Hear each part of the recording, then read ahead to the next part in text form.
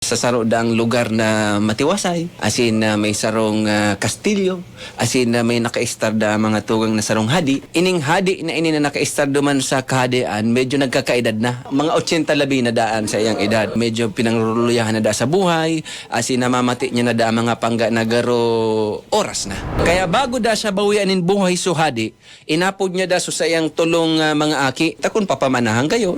Kiining tulong aki niya mga pangga, si Lucy, Ana, Pedro. Ini talaga.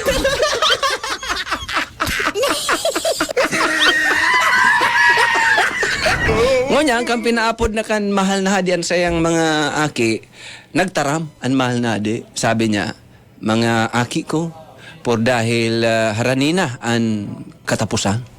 Kaya puhang kong ipamana sa sendo ang sa tuyang kahadian. Ngunyan, may sikreto ako na ibubunyag sa sendo. Magdumang ka mo sa bukid. May saro duman na dakula o nagapo na pag tuminog dun ka duman asin nagkurahaw kanin daw anong kahilingan mo, itatao sa emo. Ihuhulog iyan sa emo. Ay, may ano. Ingon yan, so mga aki niya, si Lucy, Ana, tapos si Pedro, tinesting man talaga kung talagang totoo ang sabi kan mahal na hadi. Dumino man sinda sa bulod, talagang hinanap ninda so dakulaon duman na gapo. Ang enot na tuministing, so siyempre medyo murumatua si Lucy. Inidang si Lucy, medyo makinakanda ini. Pag tugdo niya duman sa dakulaon na gapo, nag-wish da siya. Tawang po nindo ako ning kadakulo na kakanon. Automatic da. Kuminidlat sa natapos uminurandaanin mga kakanon. Ugmahon si Lucy.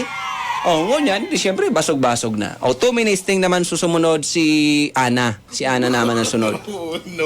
Ining si Ana, burat zero ini. Pag tugdon man ni Ana duman sa gapo, kumurahaw man. Gusto ko ning kadakulo na alak. Inurulog da sa mga alak, mga panga. Kadakulon man talaga.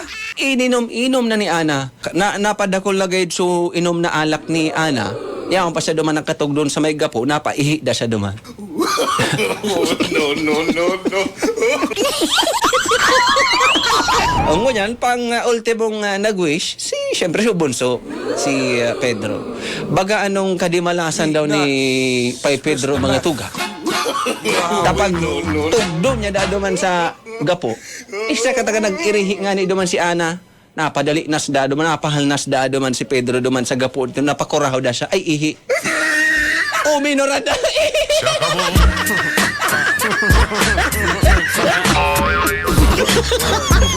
Pasit.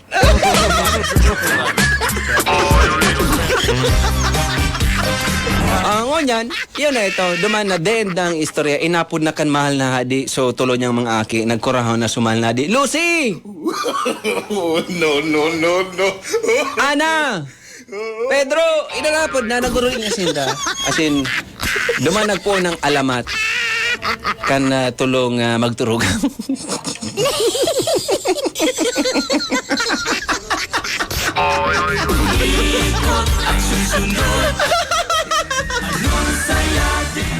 Salamat, Joey De La Cruz, sa pagpadara kang istorya sa Facebook.